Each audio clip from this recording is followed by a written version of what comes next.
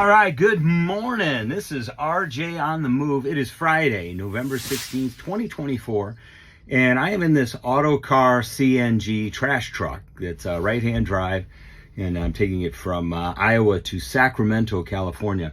One thing I wanted to bring up, I filled this truck up at the CNG station last night, and it said 100% full, no problem. You know, the gas pump shut off. I'm like, okay, cool. So I come over here to Hampton Inn to spend the night. Now I'm going to start the truck up right now, and I want you to notice something. It was 100% full last night after I filled up the truck with CNG.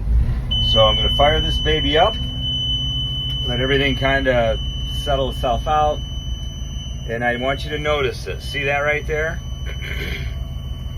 Fuel level's 86%. What happened? Did somebody steal my CNG? I mean, this isn't right. How did I lose 14% of my fuel capacity?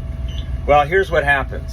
If you remember your old chemistry and physics class back in high school, whenever you add pressure to something and speed, that increases heat.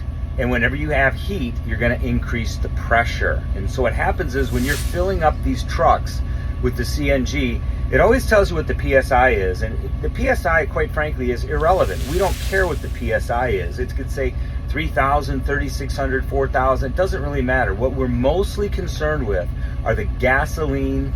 It's the gasoline. Was it gas equivalent? That's what we're interested in. We want to know how many gallons of actual natural gas are going into this truck. So when the fuel level last night registered at 100%, it was reading pressure. Because it said, okay, we're at 3,600 PSI, 3,800 PSI, whatever it was, it says we're full.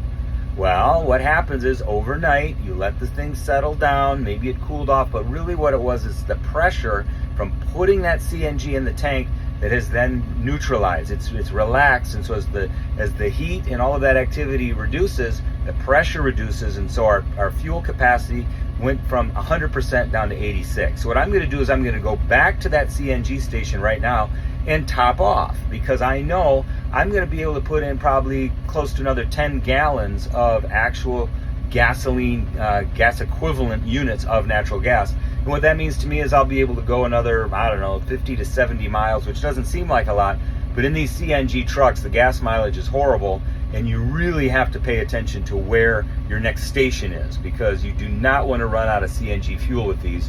So having that extra 50 to 70 miles of cushion just makes me feel a little bit better before I get on the road. So anyway, that's just a little tip I've learned over the years driving these CNG trucks. They're still a pain in the anatomy. They're not my favorite at all, especially these right-handed driving trash trucks. They're definitely one of the more difficult trucks to handle.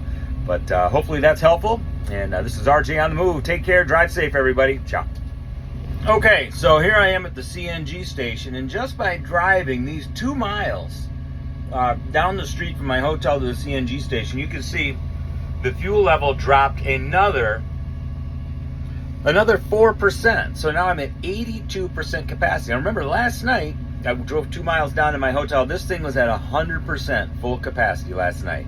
So just by sitting overnight, driving a couple miles, now it's down to 82%. So now I'm going to put some CNG fuel in, and I'm just going to guess, but I bet I could put in at least another 10 gasoline equivalent gallons in here. So we'll see. I'll keep you posted.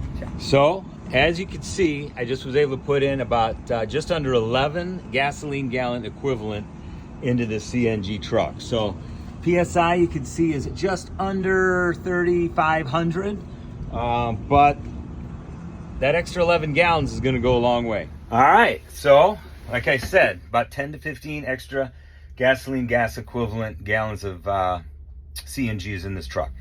Now, there's something else you need to understand, is that every one of these trucks is just a little bit different. They're like snowflakes and fingerprints. None of them are the same. And so you want to try to eliminate as many of the uncertainties as you can. And oftentimes I'll pick these trucks up and I'll ask, okay, what's the actual fuel capacity? How many gallons can I put in this truck? And a lot of times the people don't know. They're just putting the bodies together. They're not really sure. But my experience has been that most of these trucks have about a 70-gallon fill capacity. So last night when I filled up, I said I was at 16%. So 16% of 70 is about 11 gallons. So I had about 11 gallons left over. And then last night I put in, what's it say here? I put in 52 gallons last night. So that got me to 63. And then this morning I put in another 11. So that got me up to 74 gallons. So ballpark, I have about 70 gallons of fuel to play with today. So I've averaged about, where's my note here, 5.4 miles per gallon. So 5 times 70 means I can go a little over 350 miles on this tank of gas. Now that means, I'm going to go between 55 and 60 miles an hour, and that also plays into your fuel economy. So if you're trying to push it, 65, 70, which none of these trucks do, but your fuel mileage is going to go down precipitously. So you want to make sure you're kind of weighing how fast you want to get there versus the cost of your fuel.